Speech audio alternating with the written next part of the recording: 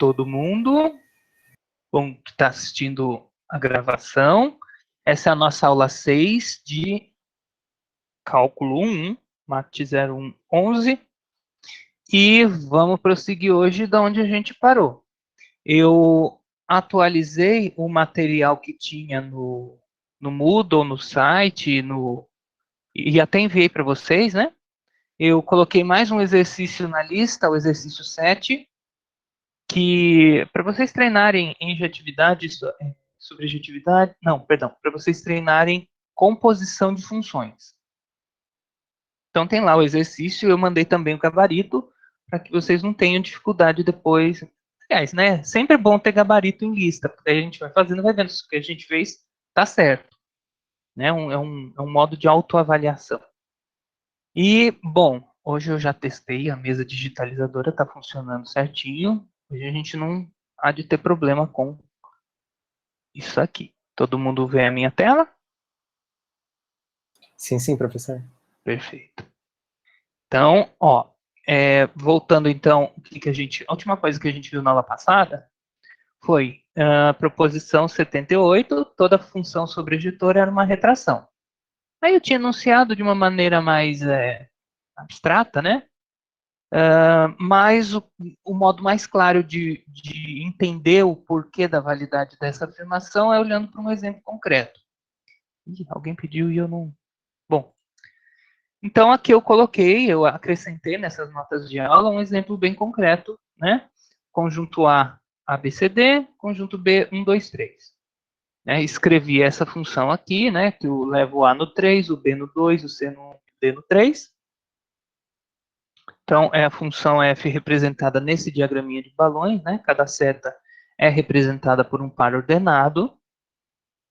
E a gente percebe, olhando para esse diagrama, que eu tenho uma função sobrejetora, porque todo elemento do B ele é oriundo de pelo menos um elemento do A. Então, aqui eu estou usando uma abordagem ligeiramente diferente. Para cada elemento de B, eu estou construindo a pré-imagem, né, do conjunto unitário daquele elemento. Então, quem que é a pré-imagem por F do conjunto unitário elemento 1? Bom, só tem o C, né? Só o C é tal que F de C é igual a 1. Então, é o unitário C. E do 2, quem que é a pré-imagem do conjunto unitário 2 pela função F? É o conjunto unitário B, né? Porque só o B é aplicado no 2 por F. E qual que é a pré-imagem do conjunto unitário 3 por F? Bom, aí tem dois elementos, né? O 3, ele vem tanto do A quanto do D. Então, é um conjunto binário. Então, note que apesar de não ser injetora, né? Você não pode... você está saindo aqui dois elementos diferentes, então tem uma diferença que não está sendo preservada. A é diferente de D, no entanto, F de A é igual a F de D, mas é uma função sobrejetora. E a mecânica da proposição 78 era que, sendo sobrejetora, tem inversa. Espera. À direita. Tá bom? A inversa é sempre assim. A nomenclatura direita e esquerda é sempre na hora da gente escrever o F bola G. Então, aí eu falo que G, se F bola G é identidade, então G inversa direita de F. Tá? Então, aqui fica, né? Como aqui eu tenho duas... para construir uma inversa à direita, então eu teria que levar a cada elemento de B a cada elemento de B, que são os que estão nessa coluna aqui, um único elemento de A. Então eu venho, para cada elemento de B, eu escolho um único elemento desses conjuntos aqui. Então tem dois jeitos de eu fazer isso. Bom, o 1 eu só posso levar no C, e o 2 eu só posso levar no B. Agora, para o 3, eu tenho duas possibilidades. Eu posso levar o 3 tanto no A, então aí eu obtenho uma função que eu chamei de G1, e eu posso levar o 3 no D, né? De modo que eu obtenho essa função aqui. Ó. Então, para 1 e 2 fazem a mesma coisa, agora o 3 é levado no D. Então, eu representei aqui essas duas outras funções. Aí, quando a gente calcula para cada um dos elementos a composição, a gente obtém diagramas assim. Tem alguma coisa que vocês estão achando estranho aqui? Podem falar, fiquem tranquilos. Eu também, quando eu olhei, eu achei meio estranho, mas tá certo. Podem falar o que vocês estão achando estranho aí, se estão achando estranho, nesse diagrama de balão aqui.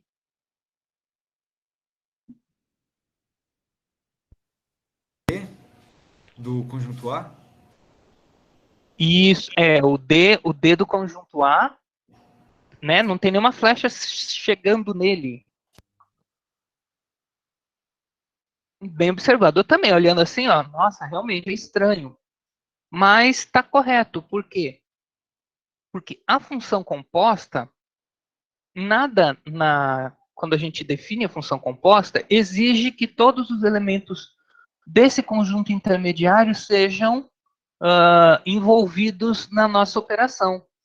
Né? Então, por exemplo, aqui no caso F composto com G1, por definição, né? Se a gente analisa friamente a definição, F composto com G1, então eu olho quem que é o domínio dessa composição. É o domínio dessa função aqui, né? Então, se a gente fosse colocar numa fileira, então ficaria assim, né? De B para A eu tenho G1,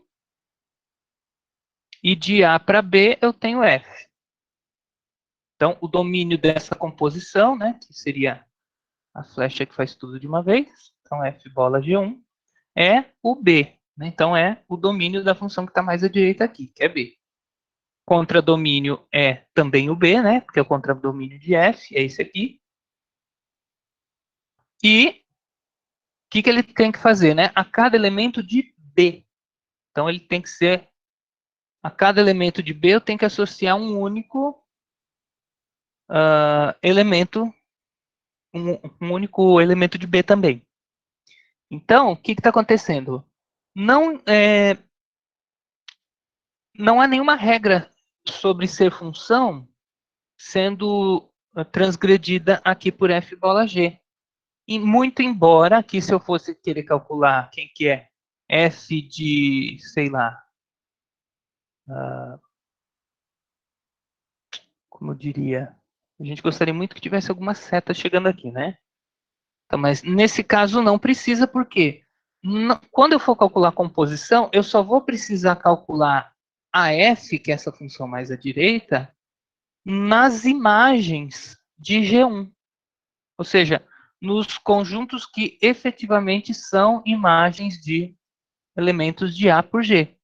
1. Tudo bem?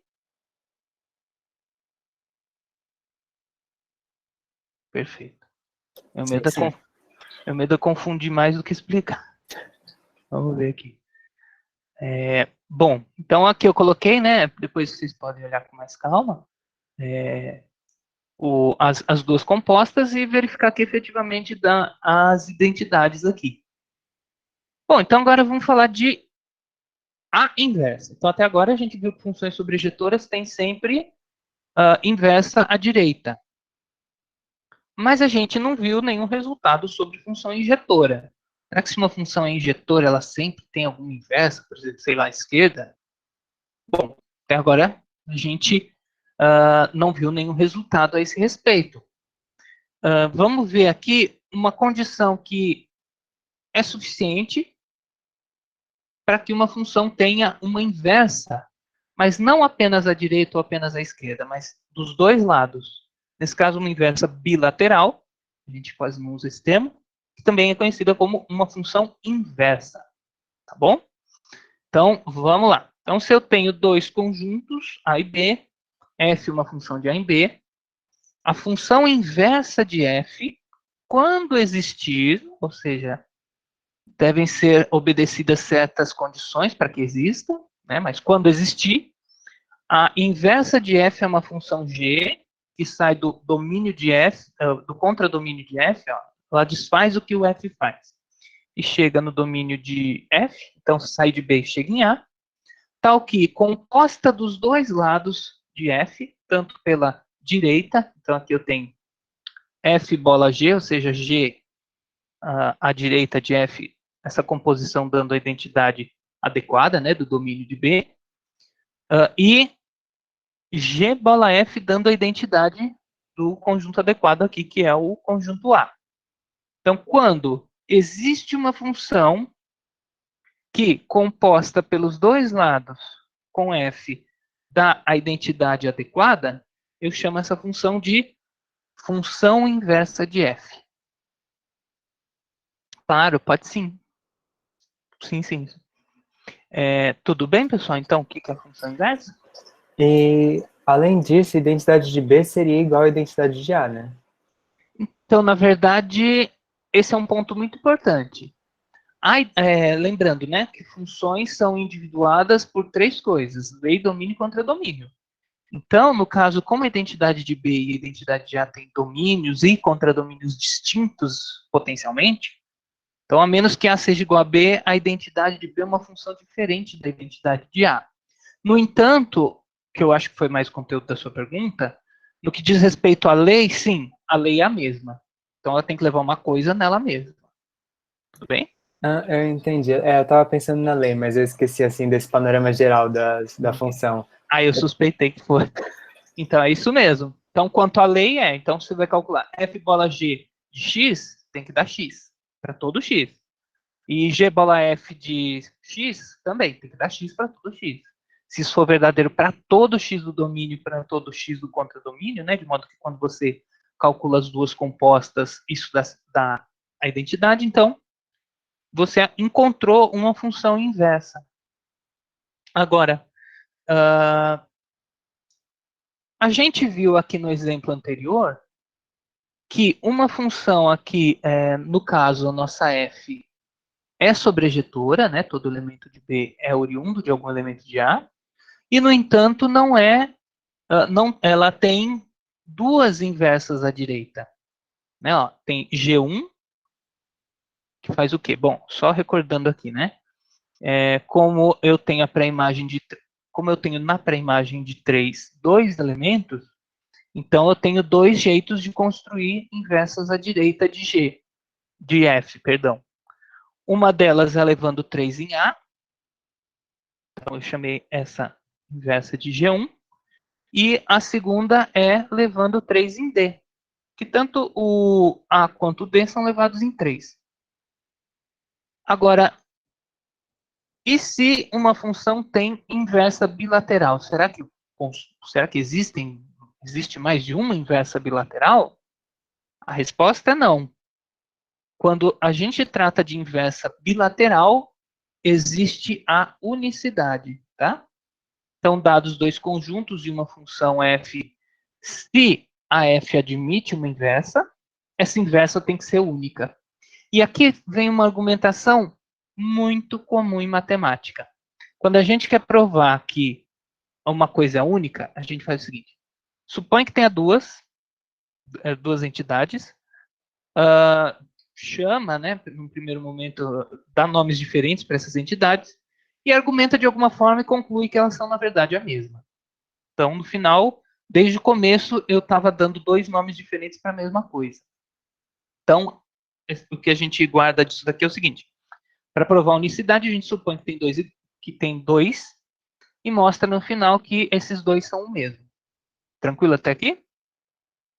Isso mesmo, Matheus. Para ter uma inversa bilateral, a gente vai ver que B precisa ser bijetora.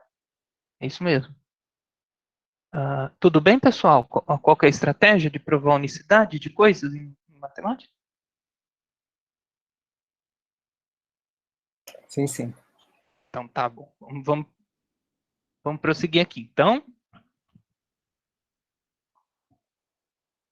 lembrando que o que caracteriza a função inversa é que quando eu acompanho a direita e a esquerda, sempre dá identidade.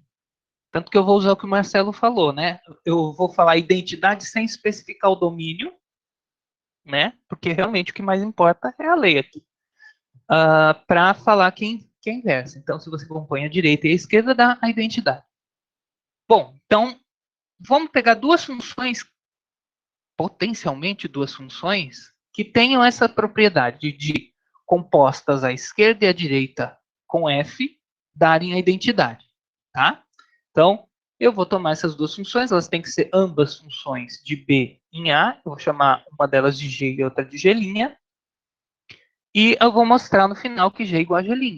Então, G e G' já tem os mesmos domínio e o mesmo contradomínio. Logo, para provar que são iguais, como eu estou querendo fazer aqui, basta que eu prove que elas têm a mesma. Mesma lei.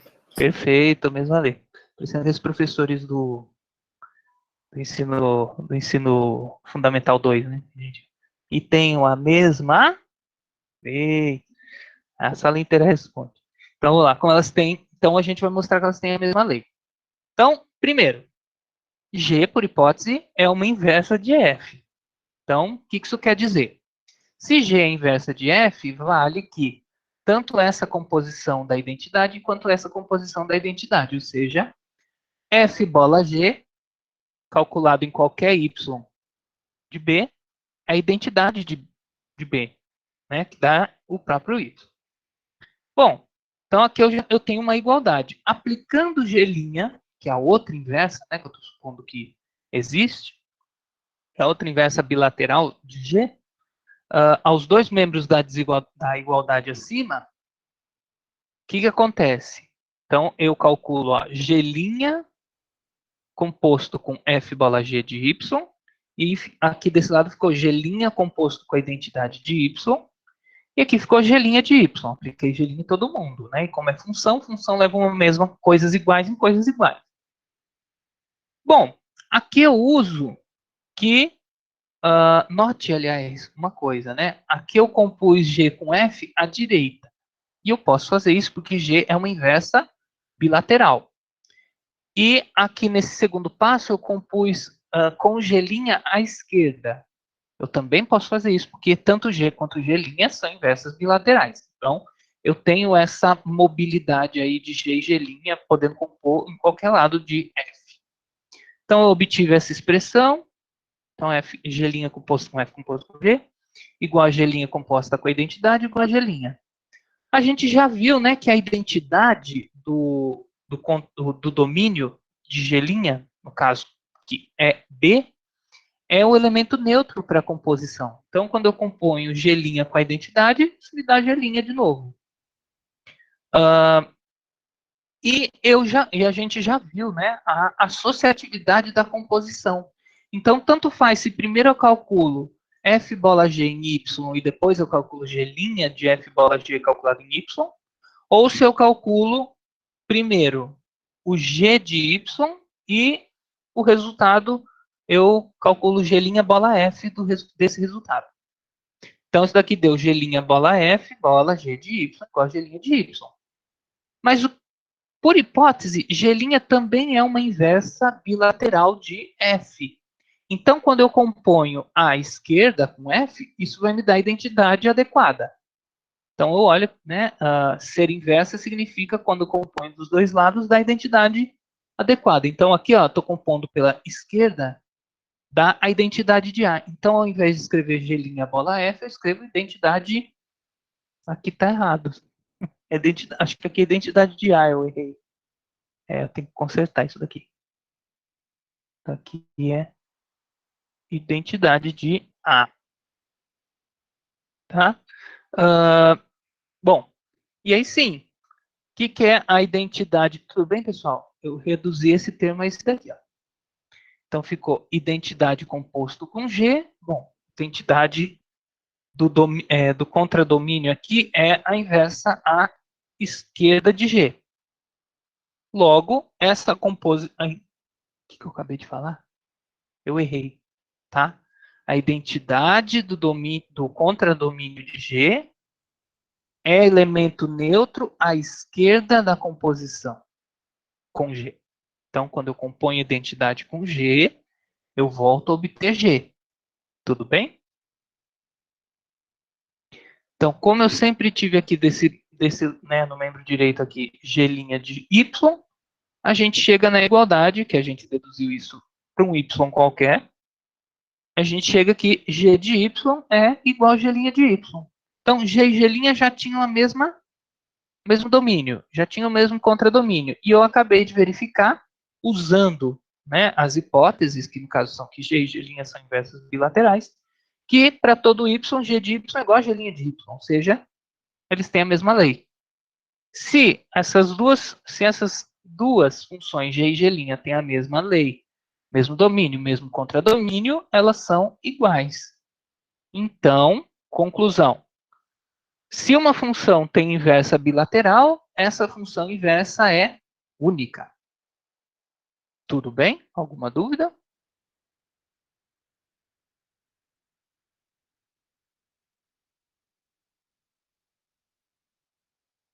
Perfeito. As demonstrações são mais para convencer vocês, tá? Vocês não precisam decorar, saber fazer demonstração, por enquanto, no curso, que eu digo assim, no curso de oceanografia, astronomia, meteorologia, etc. Então, vamos para o teorema 82, que diz exatamente aquilo que o Matheus tinha observado. Ó, sejam A e B, f de A e B uma função bijetora.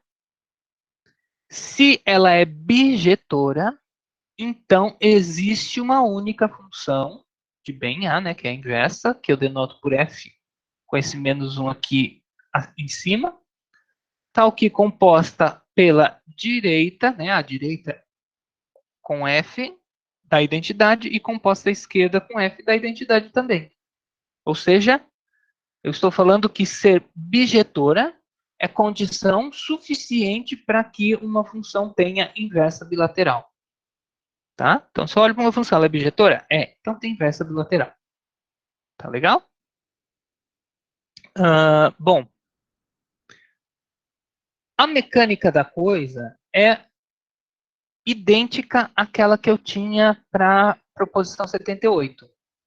Então, como é que a gente vai construir a inversa, né, de uma bijeção?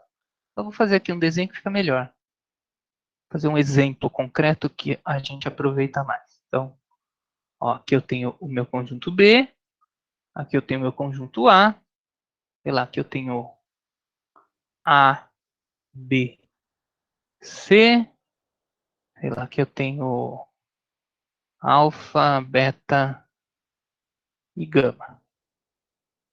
E uma bijeção, por exemplo, eu levo o A em beta, eu levo o C em alfa e o B em gama. Eu observo aqui, isso daqui é uma sobrejeção, né? Todo elemento do contradomínio é oriundo de algum do domínio. E ela é uma injeção. Elementos diferentes do domínio correspondem a elementos diferentes do contradomínio. Então, como é que seria a inversa uma inversa dessa função? Bom, como o teorema já me garante que ser bijetor é suficiente para ter inversa, e inversa, quando a gente fala só inversa, a gente quer dizer inversa dos dois lados, tanto faz eu definir ela daqui, né, aqui o meu conjunto A, então, de B para A, ou se eu colocasse o B aqui e fosse para A. Então, eu vou copiar o conjunto A aqui. Qual que era a estratégia? Então, a gente, para construir uma inversa, né? A gente pegava o elemento do conjunto B, então a gente quer definir uma ponte entre o conjunto B e o conjunto A, de modo que quando a gente siga o caminho aqui, a gente volte no A, por exemplo. Né? Essa flecha, o A é levado no B, no beta, então a gente tem que definir uma flechinha aqui do conjunto B no conjunto A, de tal modo que quando eu complete o caminho aqui do A, ele volte a ser A aqui, ou seja, a composta C de identidade. Então, em quem que eu devo levar o beta? Vamos ver se vocês sugerem alguém. No A. Muito bem. Opa, errei. Aqui, ó. O beta a gente leva no A. Perfeito. Então, o B, o gama a gente leva em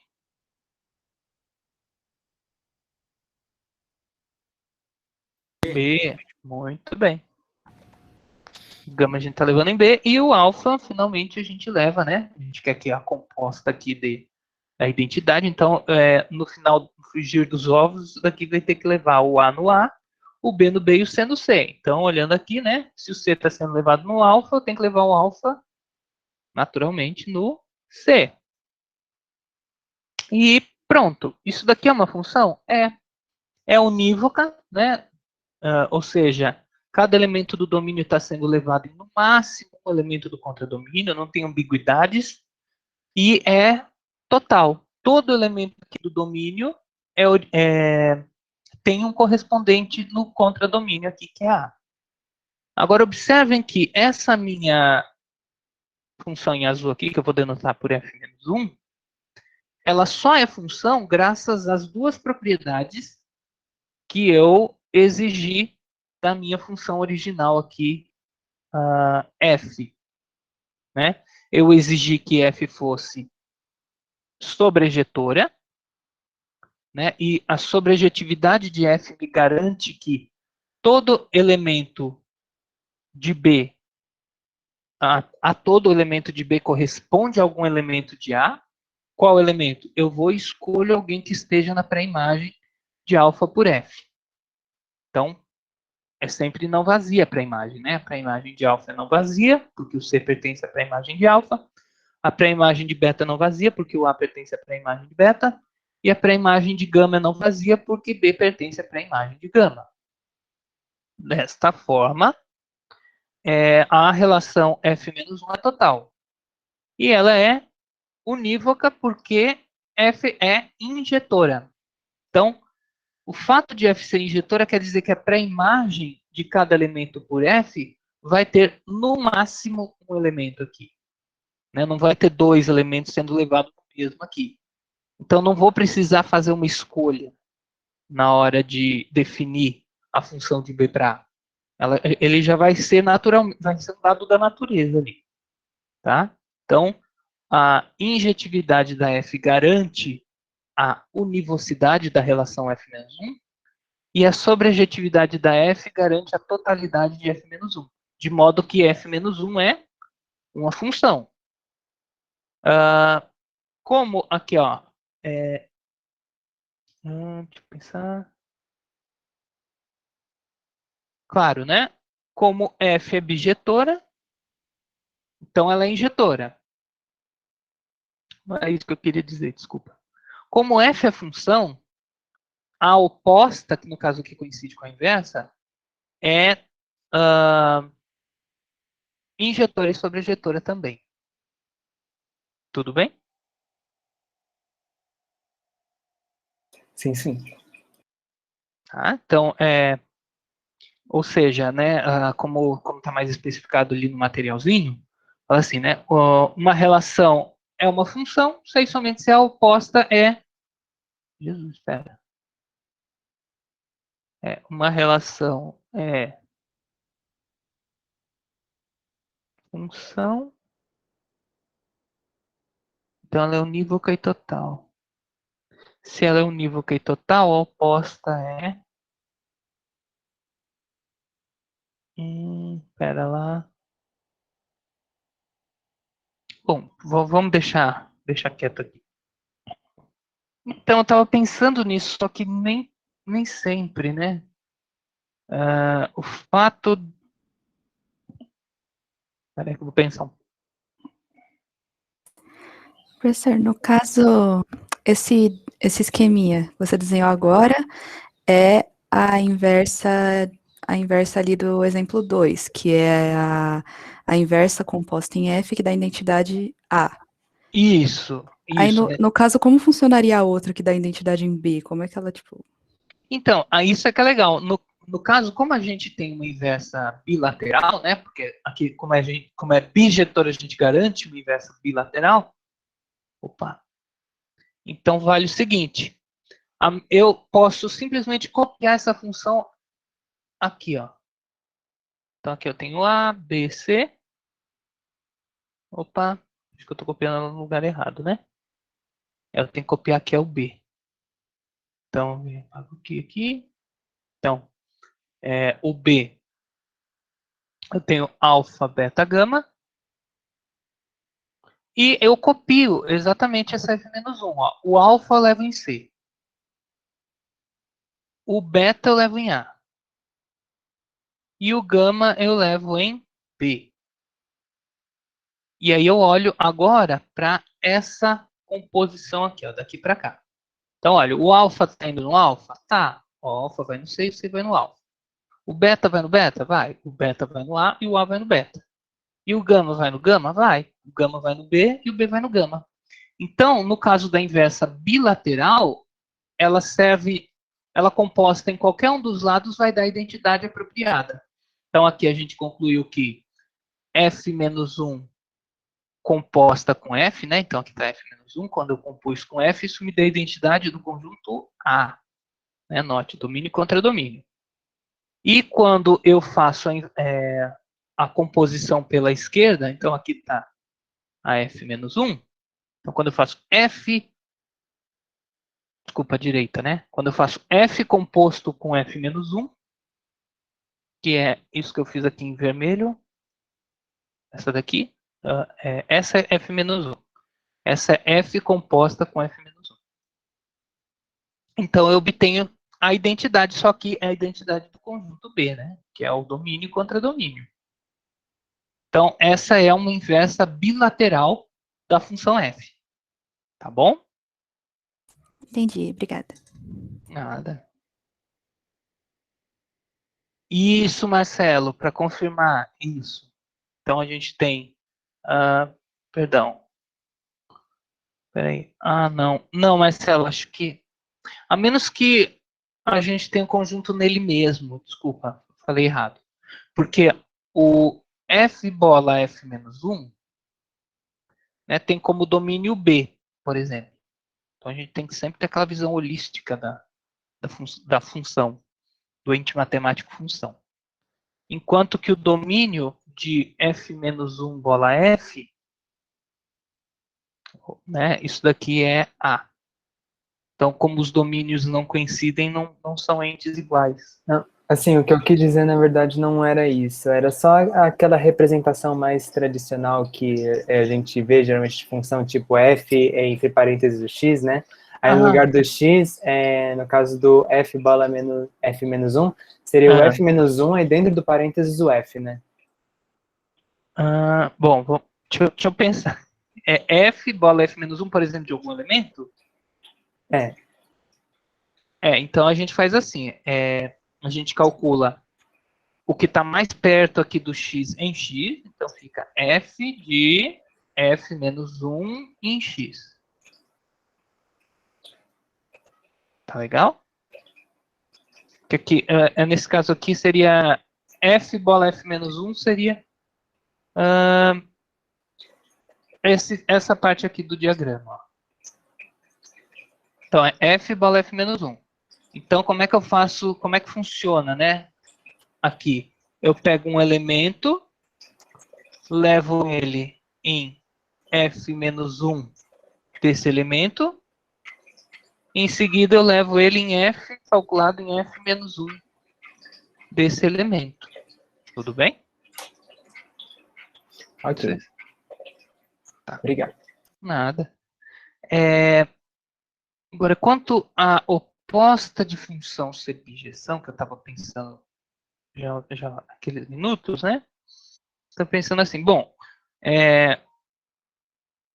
uma relação unívoca.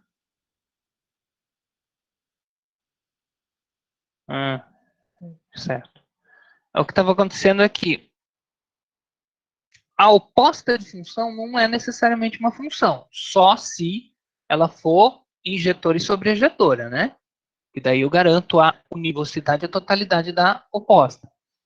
Agora,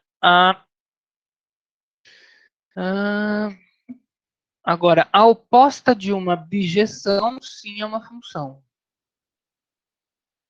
Tá legal?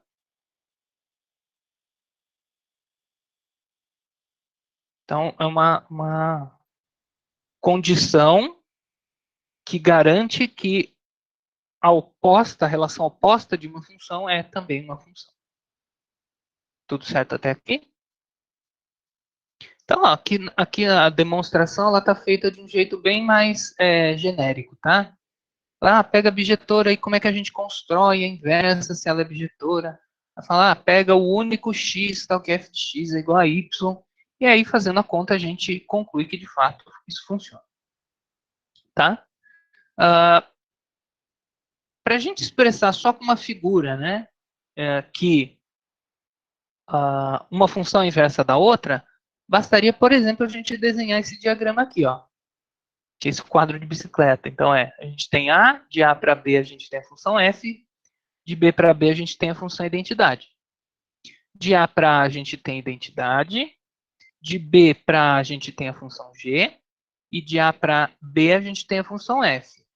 Então, dizer que este diagrama comuta é falar que não importa o caminho que eu siga, né, fazendo as devidas composições, eu obtenho sempre o mesmo resultado.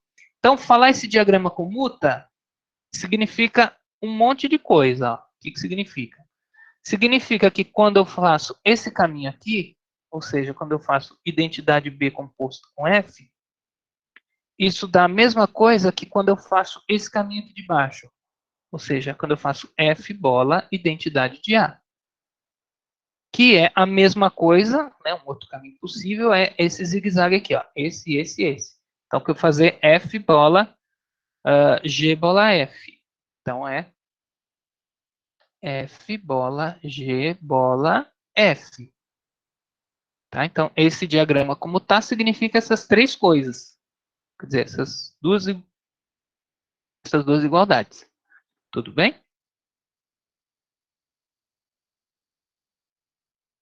Ok. Aqui eu, como categorista, tudo que é igualdade de função, é legal a gente expressar em diagrama para ter uma ideia melhor do que está acontecendo. Já é um mapa mental que vem de graça. Digamos assim, né? Bom, então, conforme eu já tinha falado, né? Essa função f-1 que satisfaz essas propriedades, composta direita, esquerda, da identidade, a gente chama de função inversa de f. Então, e só recordando, né? Uma condição suficiente para que uma função tenha inversa bilateral é que ela seja bijetora. Se eu enfraquecer a condição de bijetora para apenas sobrejetora, eu garanto que ela tem inversa, porém de um lado só e eu não garanto que é a única. Né? Se ela é sobrejetora, ela só tem inversa à direita. E ainda mais pode ter mais do que uma. Tá bom? Agora, no caso dela ser bijetora, eu estou amarrando melhor as condições. Então, se ela é bijetora, ela tem uma única inversa. Tá legal? Perfeito. E vale também a recíproca. Se uma função tiver uma inversa, ela é bijetora. Mas isso a gente vai ver depois. Então, da definição de função inversa, né, segue que para todo A para todo B, né, se a f de A em B é uma função bijetora, f de A igual a B é equivalente a escrever que A é f menos 1 de B. Né? Lembra? Como é que a gente escolhia a flechinha para construir a inversa? A gente olhava para onde ela veio, né, de onde ela veio, de onde o elemento veio, e mandava de volta para ele. Então, aqui, né, se o A está sendo mandado para B via F, então a inversa vai mandar o B de volta para o A. Tá bom? E isso... Pois não. Só para confirmar a leitura da escrita matemática, né? Você tem lá, por exemplo, para qualquer elemento A no conjunto A, né? Aí você, entre este parênteses e o outro, teria um tal que? Ah, sim, a leitura? A leitura disso daqui fica... Eu vou fazer a leitura melhor do agora em diante. É assim, ó. Então, essa sentença matemática que eu leio como para todo A pertencente a A e para todo B pertencente a B, vale que f de A é igual a B, se e somente se A é igual a f menos 1 de B. Esse E que o senhor falou poderia ter sido representado, por exemplo, com aquele V inverso, aquele tipo chapeuzinho? Ah, sei, o Ezinho? Você diz esse símbolo aqui? Isso. Ou ele não se aplica nesses casos? Sim, pode até aplicar, mas aí você teria que dizer f de A igual a B implica A igual a f menos 1 de B. E, né, que é isso daqui, ou eu costumo usar mais esse daqui, o oposto, A igual a f menos 1 de B implica... É isso que quer dizer o 6 somente 100. Então, tem um E implícito aqui sim. Tá? Tá. Mas a leitura disso é para todo A e para todo B, f de A igual a B, se somente se A igual a f menos 1 de B. Tá legal? Ok. Bom, então a prova, né, de que isso daqui acontece é simples. Então, dados A e B tais que f de A igual a B, aplicando f menos 1 dos dois membros dessa igualdade aqui, a gente chega aqui. F menos 1 de f de A igual a f menos 1 de B. Mas f menos 1 é inverso, então quando eu componho com f, dá sempre identidade. Tanto a direita quanto a esquerda. De qual conjunto? Depende, né, do lado que eu estou compondo. Então, nesse caso aqui é do conjunto A. Então, f menos 1 composto com f dá a identidade de A. Então, esse elemento aqui, na verdade, é o A. E A igual a f menos 1 de B. Acabou. Então, a gente provou que se é bijetora, vale toda essa sentença aqui que está em amarelo. Se vale a sentença em amarelo, então f é bijetora. Isso que a gente vai ver agora. Ó. Se vale a sentença em amarelo, então né, a gente, aplicando f nos dois membros dessa igualdade aqui, a gente obtém que f de A é f de f menos 1 de B. Oh, não, desculpa, gente. Estou fazendo outra prova. Aqui eu fiz o seguinte. Eu provei que aqui é uma bimplicação, então tem que provar que um lado implica o outro e o outro implica um. Então, aqui o que eu fiz? No primeiro caso, eu provei que se f de A igual a B, então A igual a f menos 1 de B. E aqui embaixo eu estou provando que se A igual a f menos 1 de B, essa condição aqui ela é invariável. Eu estou assumindo ela desde o princípio. Se A igual a f menos 1 de B, sob essa condição, então f de A igual a B. Tá? Então, a prova é parecida, eu vou omitir. Bom, pessoal, então o grosso mesmo de função inversa é isso. Tudo bem? Então, Tranquilo. perfeito, então. Então, uma função, claro, né, a gente viu que ser bijetor é suficiente para ser inverso, para ter inverso. E existe a recíproca, né? Uma função que tem inversa, a direita e a esquerda, é simultaneamente injetora e sobrejetora. Então, a existência de uma inversa à direita implica na sua sobrejetividade, enquanto que a existência de uma inversa à esquerda implica na sua injetividade. Mas isso é uma coisa para ser explorada mais com aquele material lá que eu dei, tá? Do extra, que vocês não se sintam obrigados a ler. É legal ler, fazer os exercícios que estão lá para pegar melhor a ideia, mas não é algo integrante do curso. Então, vamos ver que relação existe entre os gráficos de uma função e da sua inversa. Então, se f, aqui claro, né, a gente falou de gráfico, a gente está subentendendo que a função é função real de variável real. Então, dado uma função invertível, né, ou seja, que admite uma inversa bilateral, o gráfico de f e o gráfico de f menos 1 guardam entre si uma relação. Qual relação? São simétricos em relação à primeira bissetriz, ou seja, à diagonal. Então, eu tenho uma situação assim, olha. Então, se o gráfico da minha função f é esse aqui em vermelho, essa curva que está subindo, como é que eu sei como vai ser, né? E eu sei que f é invertível, f é bijetora, eu sei, então, que a inversa dela tem por gráfico a imagem espelhada do gráfico de f pela reta y igual a x. Tá? Então, como se essa reta y igual a x fosse mais ou menos um espelho, tá? Então, o gráfico da inversa dessa f é esse desenho aqui. E a reta y igual a x corresponderia à identidade, né? Isso, muito bem, exatamente. A reta y igual a x é o gráfico, na verdade, da função identidade, bem observado. E por que acontece isso, essa simetria aqui, né? Bom, então vamos pegar um ponto do gráfico, um P, xy, lembra, né? Que isso daqui a gente lê assim. P é um ponto do plano que tem primeira coordenada x e segunda coordenada y. Então, pega um ponto do gráfico, ou seja, para pertencer ao gráfico é necessário que a segunda coordenada seja exatamente f calculado na primeira. Pela proposição anterior, né, y igual a f de x, no caso de f ser bijetora, acontece se e somente se x for f menos 1 de y. De modo que se XY está no gráfico de F, o par oposto, né, ou seja, YX, está no gráfico de F-1. Por quê? Porque a segunda coordenada é F-1 da primeira.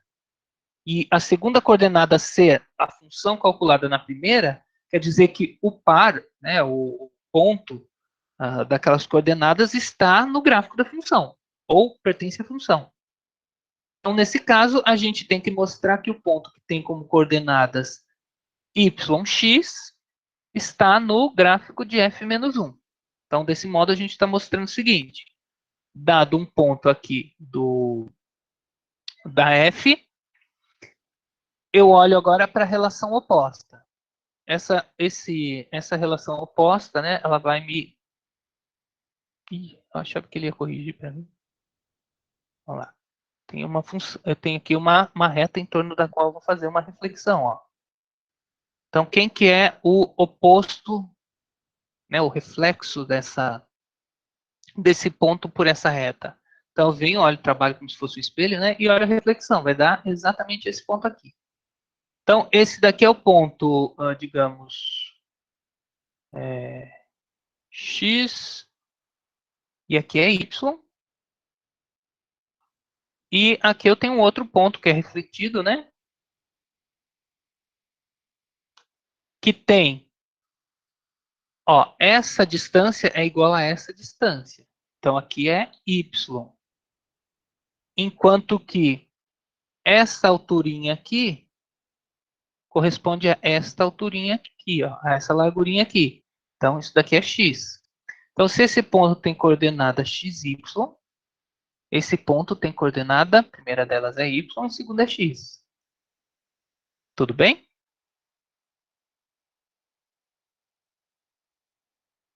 Ok.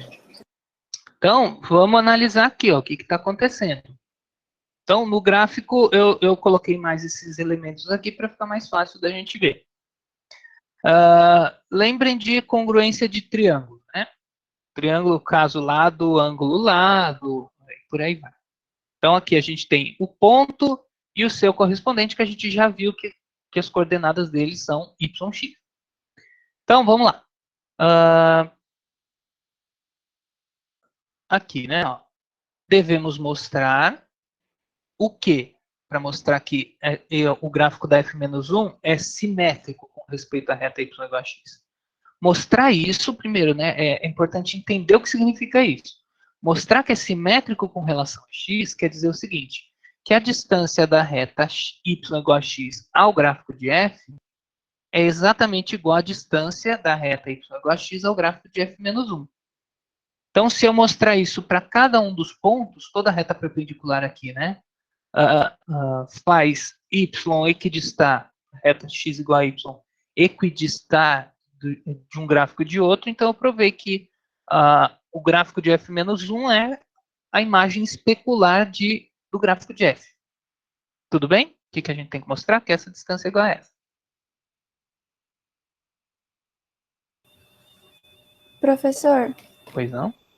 então sempre que eu for fazer um gráfico de uma função inversa, eu posso simplesmente trocar o x pelo y e aí desenhar?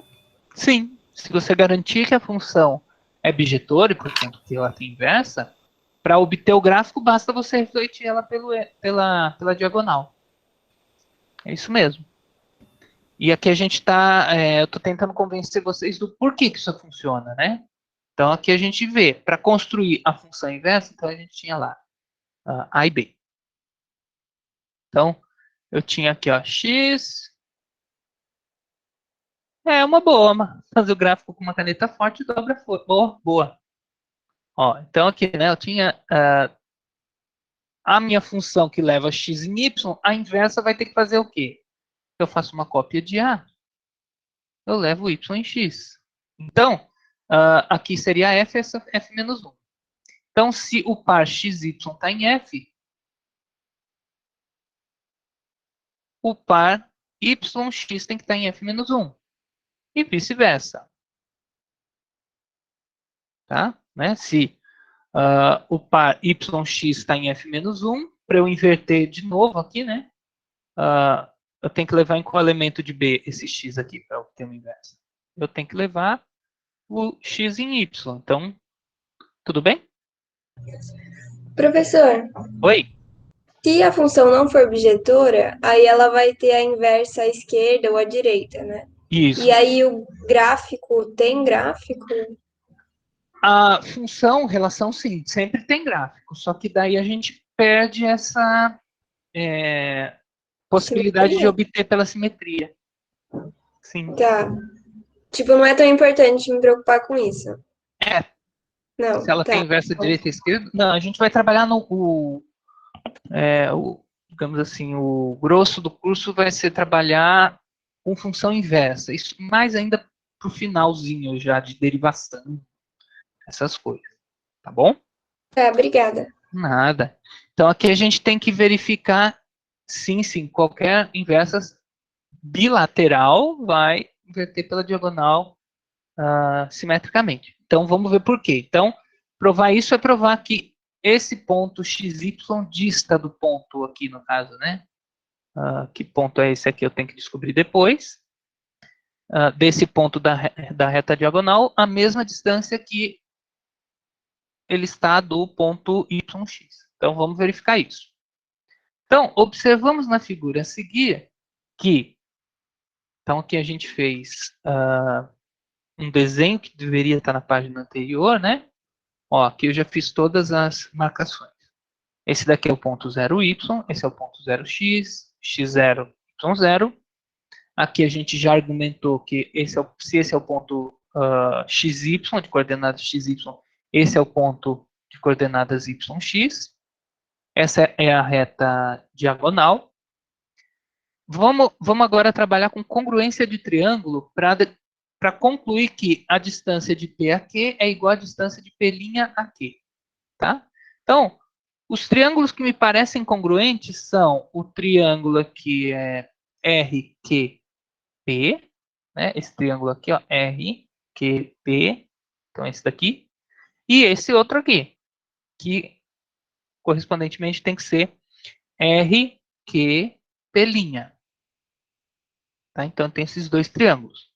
Se eu mostro que eles são congruentes, então a cada lado corresponde, né? Todos os lados têm a medida correspondente, tem exatamente a mesma medida que é do seu correspondente pela congruência. Tranquilo até aqui?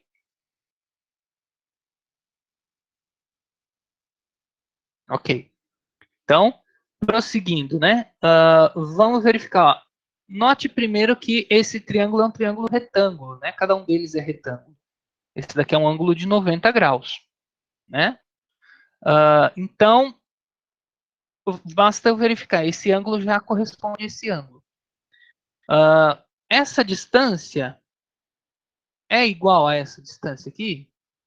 Bom, se a gente for medir essa distância, a gente sabe lá da geometria analítica que ela vale y menos x, né? É essa medida aqui. E essa aqui também, y menos x. Então, a medida de RQ, RP',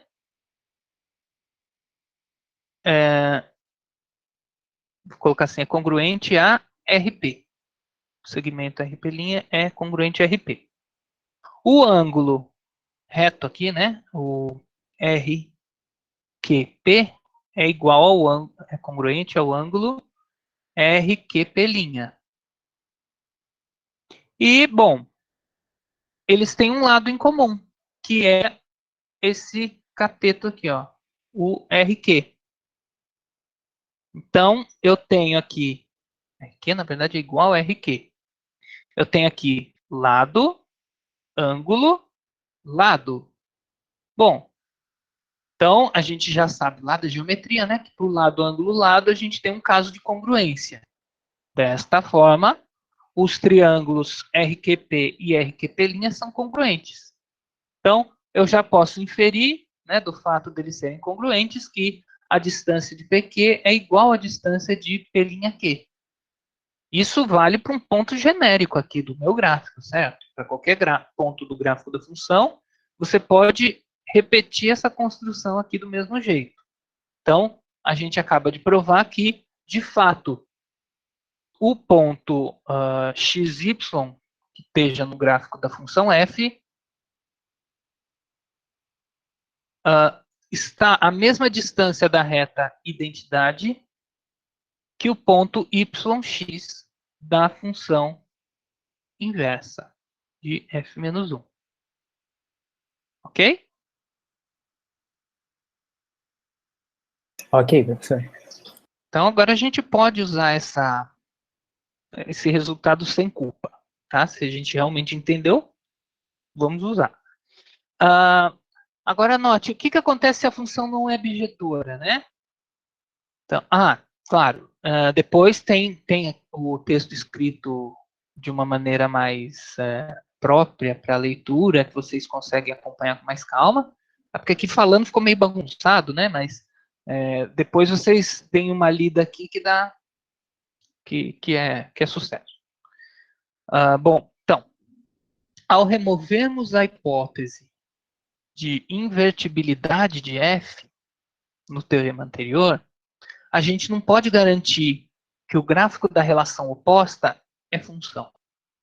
Olha que interessante, né? Então, vamos pegar aqui essa função que tem como gráfico o que está em azul. Para aqueles que já viram, é o gráfico da função seno. Né? Ó, isso daqui. Bom, se eu reflito pela diagonal, pela primeira bissetriz, eu obtenho o gráfico da relação oposta, que não é necessariamente uma função. Né? Eu não exijo que seja.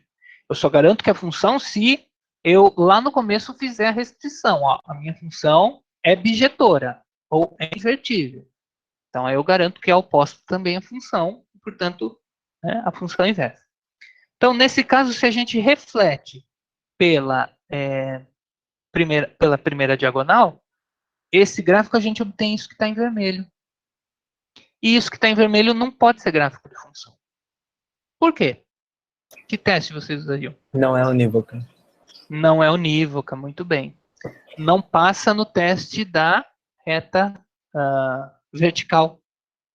Né? Para ser função, toda reta vertical deve cruzar o gráfico em, no máximo, um ponto. Né? Então, aqui, se eu pego essa reta vertical... Opa, errei a cor.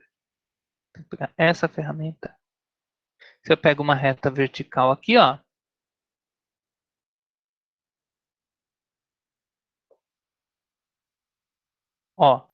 a um ponto X estão correspondendo 1, 2, 3 elementos. Então, não tem como isso daqui ser gráfico de função. Embora o que está aqui em azul seja. Tudo bem? Professor, é só uma Sim. curiosidade mesmo. As relações que não são funções, elas têm alguma relevância para o cálculo? Para o cálculo, não. Não. Não, tranquilo. Não, é interessante essa pergunta, porque realmente a gente fala de relação, mas no fundo que a gente usa a mesma função, né? E tem análogo à teoria, por exemplo, a minha área de pesquisa usa muito teoria de categorias, que estuda objetos e funções, grosso modo, né? Flechas entre esses objetos. E tem uma contraparte desse estudo que é feito para relações. Aí chama alegorias. A teoria das alegorias. Uma inversa não ser função é diferente de uma inversa. Então, Paula, assim, a gente viu que se a inversa existe, ela é única. E a gente sabe como construir inversa, pelo menos em tese. Então, se peraí. Se uma inversa não ser função... tá. O fato de da relação inversa não ser função implica que a função inversa não existe. Sim. A resposta é sim. Porque assim, eu posso olhar para a inversa de qualquer relação. Perdão, inversa não, oposta, né? Vamos falar oposta. Eu posso olhar para a oposta de qualquer relação. Vai ter casos em que olhando para essa oposta, eu vou ter uma função. Nesse caso, a oposta é a inversa, então a inversa existe. E vai ter casos que eu vou inverter e vai acontecer que nem o que está aqui na tela. Né? Quando eu reflito aqui, não vai dar uma função. Então, nesse caso, essa função em azul não tem inversa. Né, a função do qual essa função azul aqui é gráfico não tem inversa, pelo menos nesse domínio aqui. Né? Porque quando a gente refletiu, deu uma coisa aqui que não era a função. Professor, Oi? então uma função que ela é injetora, mas ela não é sobrejetora, ou seja, sobra elementos para chegar no B, então ela não tem inversa. Pode, sim. A gente não garante a existência de inversa para funções não sobrejetoras. Porque daí a gente teria que ter, né, se a função não é sobrejetora, eu já tenho uma primeira obstrução para a inversa dela. A inversa ela vai sempre ser, quando existir, né, quando for função, ela sempre vai ser a relação oposta. Mas no caso dela não ser sobrejetora, a oposta já não vai ser total. Então isso já impede ela de ter inversa. Tá? Então, não ser... Desculpa, pode continuar. Não, terminei. Pode falar. Não, é que a aula passada você tinha falado que toda função sobrejetora é uma retração, ou seja, uma inversa à direita. Então, quando vai ter uma inversa à esquerda? Ah, sim. Uma ótima pergunta, né? A gente está falando de condições suficientes. Você queria um resultado dual, né? Tipo, será que funções injetoras têm sempre inversa à direita, à esquerda, né? No caso. Vamos verificar isso. Interessante, gostei. Muito boa pergunta.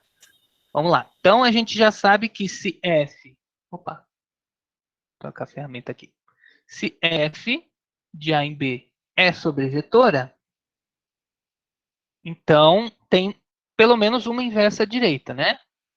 Então existe G de B em A, tal que F bola G é a identidade, no caso de B. E se eu tenho uma função injetora? Vamos ver o que acontece aqui. Ó. Uma função que é só injetora. Então aqui eu tenho meu conjunto B, que é alfa, beta, gama. E aqui eu tenho um que é A e B. Ela seria só injetora, mas não sobrejetora. Então, por exemplo, ela leva o A no alfa e o B no gama. Então vamos verificar se ela... Então essa daqui é minha F. Ela é injetora, né? Vamos ver. A gente viu que no caso dela ser sobrejetora, a gente conseguia construir uma função aqui de B para A, tal que a composta dava identidade. Aí a sua conjectura é, vê se está certo. Se eu estiver errado, pode me interromper. A sua conjectura é que existe uma função daqui para cá, né, seria o resultado natural de se esperar, tal que quando eu componho, né, essa com essa dá identidade daqui para cá. Seria isso?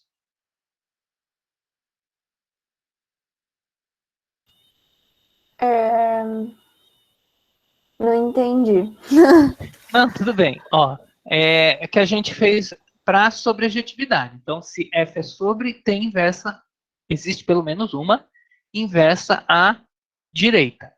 Então, se f era sobrejetor, a gente conseguia fazer esse diagrama aqui, ó, que nem a gente fez na aula passada.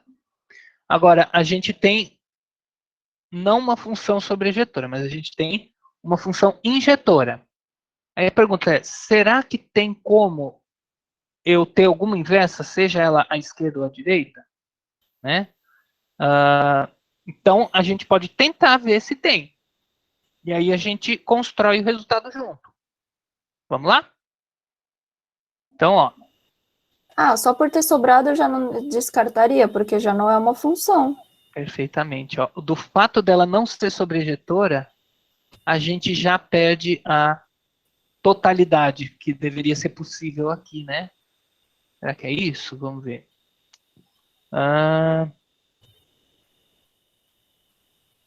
Ok, eu teria que dizer, né? Onde é que eu levo? Na verdade, eu perco a totalidade, mas isso não quer dizer que não exista uma função h que composta que dê a identidade. Por quê? Lembra que aqui eu também tinha sobrando elementos ali, que eu falei, gente, vocês estão vendo alguma coisa estranha aqui? Estão lembrados? Então eu posso ter uma relação que leve à identidade. Posso. Vamos construir ela, ó. Então, o A está sendo levado em alfa. Então, para que quando eu componho o obter inversa, o alfa tem que ser levado em A. Então, eu estou construindo H, tá?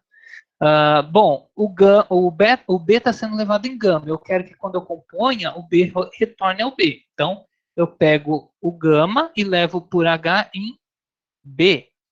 Agora, para que H seja função, eu tenho que associar beta a alguém. Então, simplesmente eu escolho.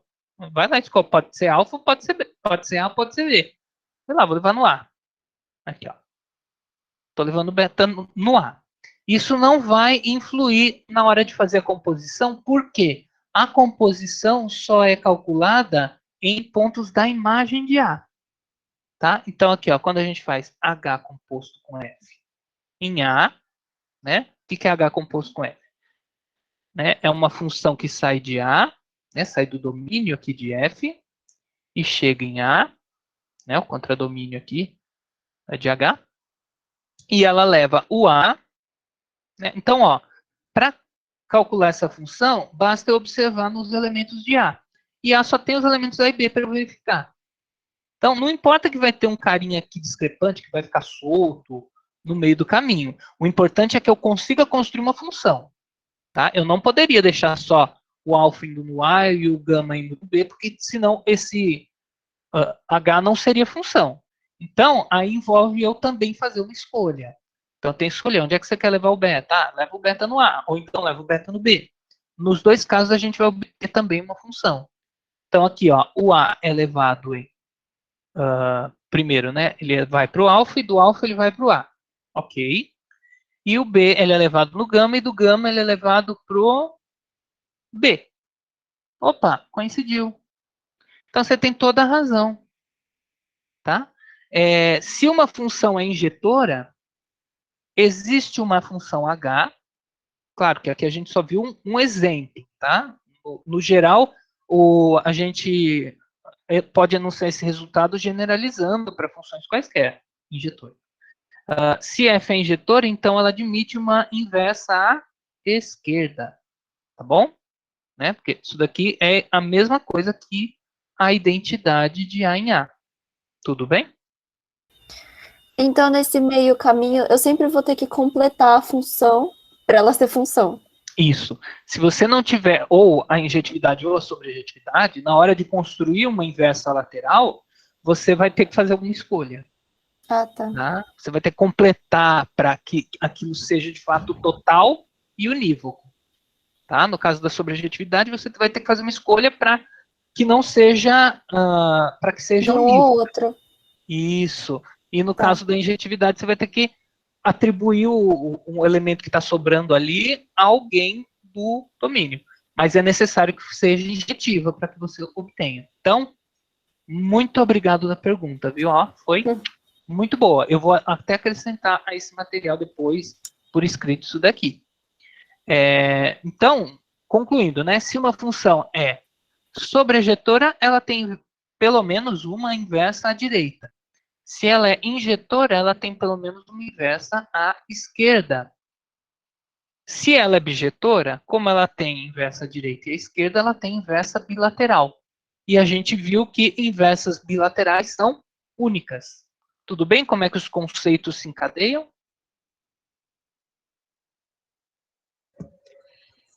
Tudo. Eu só tenho mais uma dúvida sobre esse da inversa da injetora. A inversa da injetora tem que ter uma exceção, e aí, se fosse escrito, eu teria que colocar, por exemplo, um parênteses, escrevendo alguma. Para encaixar aquele beta no. Você diz escrever por extenso? Quem que seria essa É. daqui? Sim, sim. Aí você escreveria H, por exemplo, né, igual a o Uhum. alfa vai em A, aí você, aqui que entra a sua escolha, né? O beta está indo em A e o gama vai em B. Outra inversa, né? Um H', poderia ser alfa A, beta B e gama B. Pronto, são duas inversas à esquerda da função f. Mas, por exemplo, a lei de formação dela mudaria totalmente. A lei de formação Sim, não seria só a inversa de. isso, por isso que exatamente, você tem toda a razão. Como tem leis diferentes, embora tenha o mesmo domínio, mesmo contradomínio, trata-se de funções diferentes, sim. Então pode ter mais de uma função. Então, funções diferentes. Então você pode ter uma função injetora com mais de uma inversa à esquerda e funções sobrejetoras com mais de uma inversa à direita. Tá bom? É que, assim, quando eu calculava a inversa, por exemplo, ia fazer algum exercício, fazia aquele esquema de isolar o y, troca o y pelo x. Sim. Nesse caso, eu não ia conseguir fazer, né? Até aí, só que aqui é que assim, a função está sendo apresentada de uma forma diferente, né? Eu estou apresentando para vocês por flechinhas, Sim. etc. Agora, no caso de você ter uma fórmula envolvendo números reais, sim, se a função é invertível, você vai lá e troca, né, por x por y e vai fazendo aquele macete. Mas você teria que ter uma fórmula, né, uma expressão Aham. matemática ali para mexer. E como é que eu ia colocar essa exceção num exercício assim? Que Então, fosse. Não tem dificilmente, como. dificilmente a gente chega nesses casos, né? A gente, quando falar de inversa, a gente vai se concentrar em inversa bilateral, tá bom? Tá bom. Obrigada. Nada, imagina. Ana Luísa, desculpa, qual parte que você gostaria que eu reformulasse? Era só para revisar quando você uniu todos os conceitos rapidinho, sabe? Ah, tá. Então vamos lá. De novo, vamos sumarizar. Se uma função é injetora, ela tem inversa à esquerda, né? Como a gente acabou de checar um caso aqui. Então, injetora implica ter inversa à esquerda. Sobrejetora implica ter inversa à direita. Se uma função é bijetora, ela é simultaneamente injetora e sobrejetora. Por ser injetora, a função tem inversa à esquerda. Por ser sobrejetora, ela tem inversa à direita. Logo, se ela é bijetora, ela tem as duas inversas, de um lado e do outro. Por ter inversa de um lado e do outro, né, então ela tem inversa bilateral. Quando eu for verificar no final das contas, essas duas funções vão coincidir, tanto a inversa direita como a da esquerda. Então, toda função bijetora tem uma única inversa, por esse motivo aqui. Tudo bem? Perfeito, obrigada. Nada, imagina. Bom, pessoal, esse foi. Então, a gente completou aqui a agenda 1, tá bom?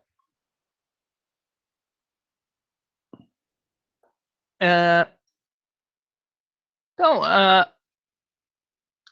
alguma dúvida? Eu vou mostrar para vocês os exercícios da lista que eu acrescentei. Vamos ver aqui. Professor, já que você vai abrir a lista, eu posso perguntar a minha Claro, dúvida? claro, claro. Pode falar. Qual lista? 1, né? Claro. Desculpa. Então, a questão 6, Uhum. se você quiser apresentar primeiro os outros exercícios. Ah, não. É essa daqui? Tá. O 6, mas do terceiro. Ok. Certo. Isso, esse. Aí para o gráfico mais para baixo. Uhum. Aí, então, na lista de exercício mesmo, ele não tá desse jeito. Ele tá dos dois lados. Ele tá. Aí, eu tinha mandado o e-mail, mas acho que você não entendeu a minha dúvida. Porque no domínio ele tinha falado, né, que tinha que ser entre 0 e reais positivos, né, os números positivos. Então, ele só tinha que estar do lado direito, só que na lista mesmo, sem ser a do gabarito, ele tá os dois como se fosse uma parábola normal. Peraí, vou olhar a lista mesmo. Vamos ver aqui.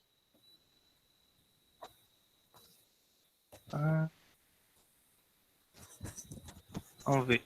Eita, parece que eu abri o mesmo arquivo. Listas 6 aqui, né?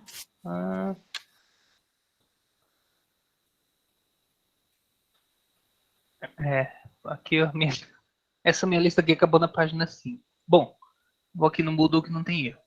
Pelo menos não é para ter, né? Primeira lista. 6. É verdade, você tem razão. Né? Aqui eu coloquei dos dois lados, né? E tá errado, não é esse o gráfico da função. Porque né, basta a gente olhar aqui, ó, o domínio é do 0 a infinito, né? Então o domínio só tem daqui para a direita. E o contradomínio é R+, então é daqui para cima. Então esse daqui não é o gráfico, eu tenho que apagar esse daqui para que realmente eu obtenha o gráfico. Porque, olha, nessa função aqui, por exemplo, eu não defino f de -1. E aqui o gráfico está me indicando, ó, -1, pela função que está sendo representada por esse desenho azul, ele é elevado em 2. Né? Então, tá errado na lista 1, o enunciado, realmente. Eu vou consertar depois. Tá bom? Tá certo no gabarito mesmo. Aqui, ó. Que é o gráfico o gráfico é esse aqui. Né? Porque o domínio é só de 0 em diante e o contradomínio, né? Aqui está todos os reais positivos, ou seja, daqui para cima. Tudo bem? Era essa a dúvida? Era. Porque eu tinha colocado, como ele tava parábola, eu coloquei que não era injetora. Eu fui no gabarito e tava que era. E o gráfico é diferente. Não, realmente, você tem toda a razão. Se fosse aquele gráfico, né, duplo, aí não seria injetora, porque não passa no teste da reta horizontal. Horizontal. Uhum. Né? Então, ó, eu posso rever aqui com vocês o gabarito dessas daqui, né, para a gente reforçar como é que são os testes, né? Então, aqui eu tenho a minha função g, que é a função seno restrita a menos π sobre 2, π sobre 2, e eu sei que o gráfico é isso daqui. Bom, o que é importante a gente fazer, né? A gente olhar bem quem que é o domínio. Então, o domínio é isso aqui. É só esse intervalinho, incluindo, né, os extremos. E o contradomínio que eu estou tomando aqui é -1, 1. Então, eu tenho que olhar aqui, ó. -1, 1 é esse intervalinho aqui, ó. Eita, nós. -1, 1 é intervalinho vertical aqui. Bom, aí para verificar se é injetora, né, a gente faz o teste da reta horizontal. Então a gente verifica, será que toda reta horizontal corta o gráfico em no máximo um ponto? Toda reta horizontal, vírgula, né? Toda reta horizontal y é igual a b, com b no contradomínio. Por exemplo, o fato do gráfico não ser cortado por nenhuma reta horizontal assim, aqui de cima, não impede a minha função de ser, digamos, sobrejetora, né, no caso. O que importa é, sempre eu vou tomar como referência o domínio e o contradomínio, por isso que eu os marquei aqui. Então, eu olho, ó, toda reta horizontal que eu tomo aqui né, y igual a b com b no contradomínio, intercepta em exatamente um ponto, nesse caso? Sim, em exatamente um ponto. Então, a função é bijetora. Tá legal? Aí, se não for em exatamente um, eu olho, é no mínimo em um, né, no máximo em um, para decidir injetividade sobre objetividade. Então, essa daqui, ó, h, que a cada x leva no seu recíproco. É uma função sobrejetora? Bom, tem que olhar. Y é igual a um elemento do contradomínio, ou seja, uma reta horizontal assim, sempre intercepta o gráfico em no mínimo um ponto? Sim, é verdade, né? A reta y igual a zero, eu não preciso me preocupar com ela, porque ela não está, né, ela não está no... Desculpa, gente. A reta y igual a zero, o zero está no contradomínio. Então, se eu pego a reta y igual a zero, ela não intercepta o gráfico em lugar nenhum. Então, tem um elemento aqui do contradomínio, que é o zero, que nunca é igual a 1 sobre x para nenhum x real. Então, essa função não é sobre. Nem toda reta horizontal cruza o gráfico no mínimo uma vez. Tem uma reta aqui que não cruza nenhuma vez. E para verificar a injetora, a injetividade, basta eu verificar se toda reta horizontal cruza em no máximo uma vez. Isso é verdade, né? Que cruza em no máximo uma vez, a gente consegue verificar mais fácil, né? Ó, cruza em uma vez só, né? Um ponto só e por aí vai. Tudo bem?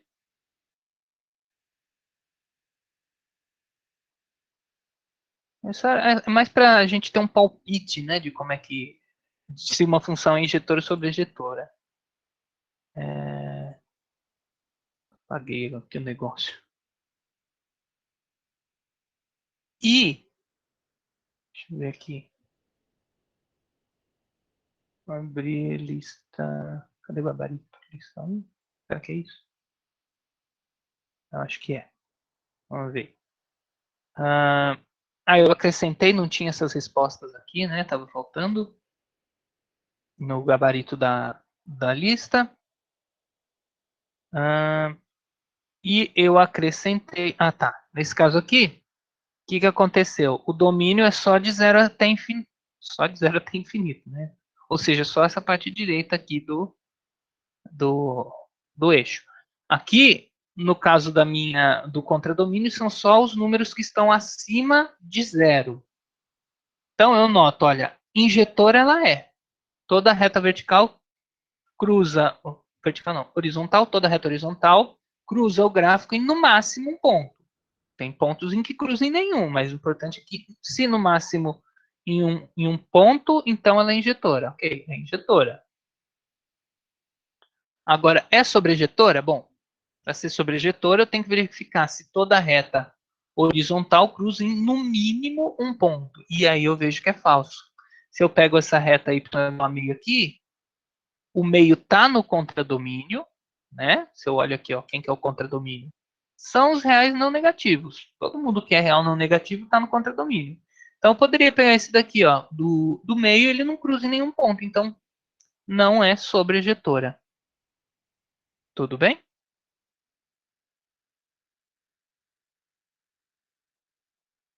Tranquilo?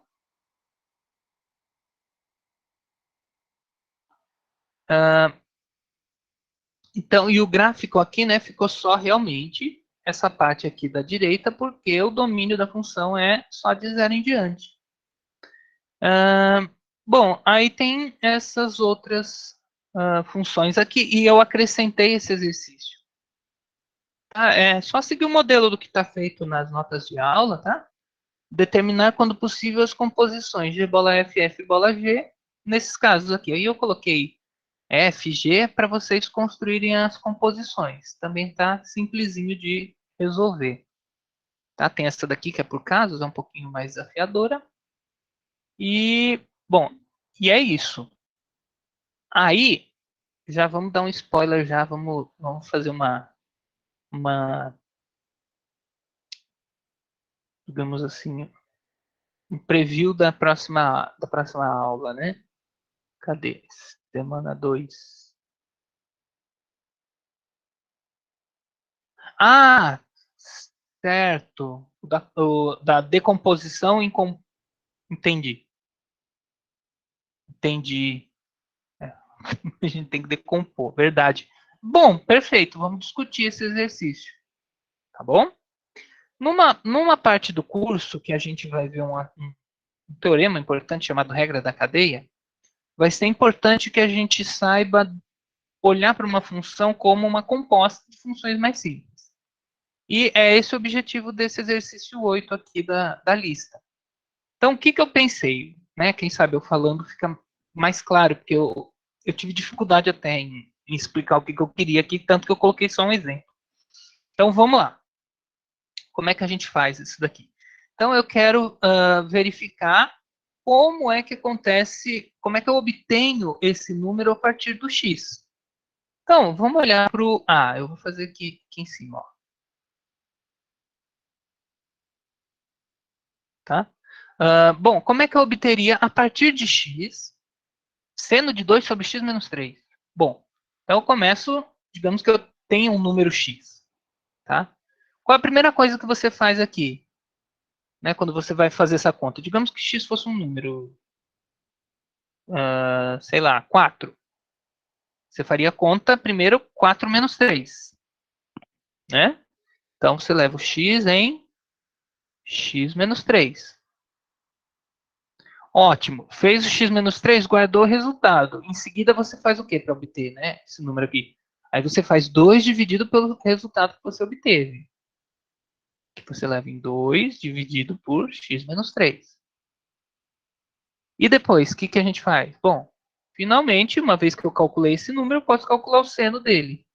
Aí eu venho e calculo o seno de 2 sobre x menos 3. Tá bom? E aqui são os domínios, né, da função. Aqui eu já vi, né, logo no começo, quando a gente determina o domínio dessa função, a gente vê que é R sem o 0. R sem o 3, perdão.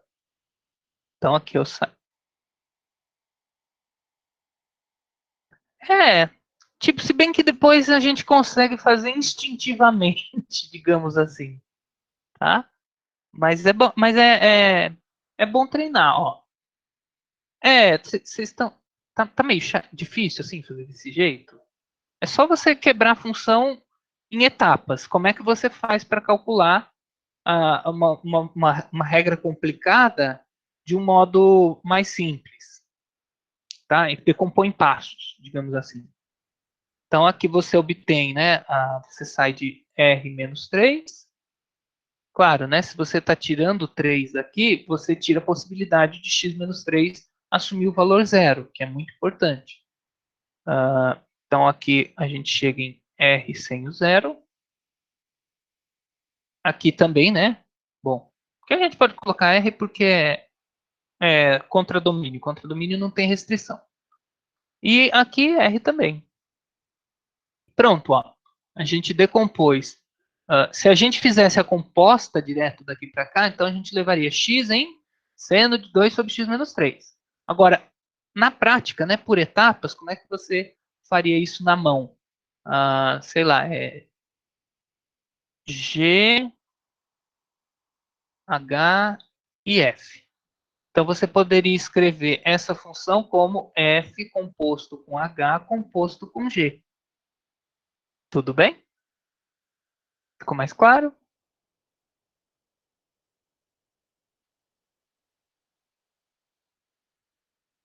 Perfeito. Então, ó, já vamos fazer as outras aqui para ficar bem claro, né? Como é que a gente faria para decompor essa f grande aqui do item B? Então, dado x, qual a primeira conta que você faria para obter esse resultado? Bom, eu primeiro calculo x menos 1. Depois de calcular x menos 1, eu calculo o logaritmo do resultado. Depois de calcular o logaritmo do resultado, eu calculo o dobro do logaritmo do resultado. E, finalmente, depois de calcular o dobro do logaritmo do resultado, eu calculo o seno do dobro do logaritmo do resultado. Tá? E uma coisa importante, né? Aqui eu vou olhar em cada etapa o que eu estou fazendo com o x enquanto variável, né? Então, eu olho, daqui para cá, quem que é a variável, digamos assim? Quem que eu posso usar como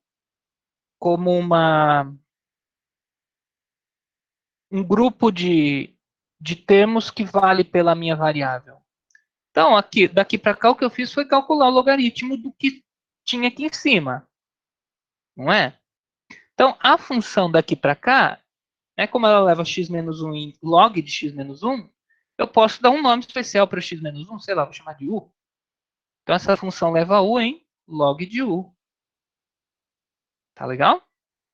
Já essa função aqui, ó, ela leva todo o elemento log de u em duas vezes, todo elemento log de u em dobro do elemento log de u. Então, se eu chamar o log de u aqui de w, essa função daqui para cá pega w e leva em 2w. E se eu chamar tudo isso aqui, ó, porque olhem que tanto aqui quanto aqui aparece o 2 log x menos 1, como se fosse uma coisa só. Então, se eu chamo isso daqui tudo de z, a função daqui para cá faz o quê? Pega o z e leva no seno de z. Tá bom? Então, a composta fica, ó, desse jeito. Então, eu olhei aqui, ó. Primeiro eu levei x em x menos 1, aí em log de x menos 1, depois em 2 log de x menos 1, depois do seno de 2 log de x menos 1. Aí, em cada etapa, eu vou ter que depois escrever, né? Cada uma dessas funções. Então, o que, que a f, essa última aqui, faz? Ela pega um número. Bom, aqui o número ele já vem de uma, ele já aparece de uma forma fechada, né? Ele é tudo isso, é 2 log x menos 1. E a imagem dele é algo que está em termos de 2 log x menos 1. Então, esse meu f que eu chamei aqui de w, leva o que eu chamei de w em seno de w. Agora, o que, que a minha g faz? Bom, o g está considerando quem como um bloco só? O log de x menos 1. Então, eu vou chamar esse log de x menos 1 de, sei lá, z. Então, isso daqui tudo vai ser z. Então, g faz o que com a variável z, que agora é um bloco? Leva o z no dobro de z. E, bom, aqui, né? H faz o quê? Quem que é o bloco independente aqui? É o x menos 1. Então, vou chamar isso daqui de, sei lá, y. Tá bom? E aí o y leva em quem aqui? No log de y. Isso daqui é minha entidade una, né? Então, aqui, log de y. E aí a gente foi decompondo, ó. F, G, H e M. Deixa eu ver agora. O Matheus escreveu. Fica mais fácil chamar cada pedacinho de uma letra. Que o gabarito ficou. Desculpa, gente, mas o importante é, tipo, agora vocês pegaram o ritmo, o ritmo não, o espírito da coisa? O que a gente está fazendo nesse exercício? Ótimo. Aí toda função. Então é importante, né? A gente dar a lei de cada uma dessas funções.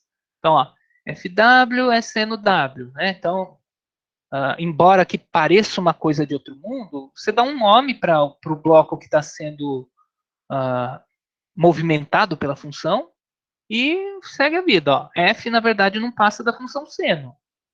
Quer dizer, seno. Porque aqui ele leva a coisa, vou usar muito esse termo, não é um filme de terror, eu vou chamar a coisa, eu levo no seno daquela coisa. Aqui no caso da G, ele leva esta coisa no dobro desta coisa. A H leva esta coisa no log desta coisa. E por aí vai. Tá bom? Isso vai ser importante depois na hora de ver regra da cadeia, que é uma maneira de calcular a derivada de funções compostas. É assim, a gente aprende a derivar funções simples. Seno, cosseno, tudo bem que eu não falei ainda o que é derivar, mas a gente aprende a derivar seno, cosseno, tangente. Não, nem tangente, só seno. E aí, com base em derivar seno, você deriva todas as funções trigonométricas. Só que para isso, você vai acabar usando regras de derivação, que te permitem determinar a derivada de combinações de funções, ou seja, de soma, produto, quociente e composições. Para composições, aí a gente vai ver a regra da cadeia, na qual o que a gente vai fazer é decompor uma função meio feia, né, escrita uma fórmula meio chata, a gente decompõe como uma composta de funções mais simples, e sabendo derivar cada uma delas, a gente obtém a derivada da função. Mas isso vai ficar orgânico, a gente vai ver como faz isso de uma maneira bem... Na hora de fazer vai ficar mecânico até. Mas eu coloquei isso daqui desse jeito para que ficasse mais... Como é pertinente ao assunto que está sendo visto, eu deixei desse jeito. Tá? Então, eu espero que eu tenha conseguido explicar certinho o que foi requerido no exercício, tá bom? Então, ó, próxima aula nossa, né, vai ser sobre trigonometria, né, função seno e cosseno, já está disponível aqui no Moodle, ó, e aqui está semana 3, aqui eu já coloquei as notas aqui no Moodle também, Então, a gente vai tratar desses dados aqui. Eu procurei dar como motivação ali situações da oceanografia, eu acho que é a oceanografia, né? A altura das marés, e de astronomia, duração do dia também. A gente vai modelar, usando funções trigonométricas, esses fenômenos naturais, e vai ver que, de fato, a modelagem com essas funções dá certo. Ela é muito, muito precisa. Pessoal, por hoje é só. Muito obrigado pela atenção de todos. Qualquer dúvida, mandem mensagem, tá? Podem mandar e-mail aí, que prioridade para mim é responder e-mail do aluno, tá bom? Então, eu vou encerrar a gravação de hoje e já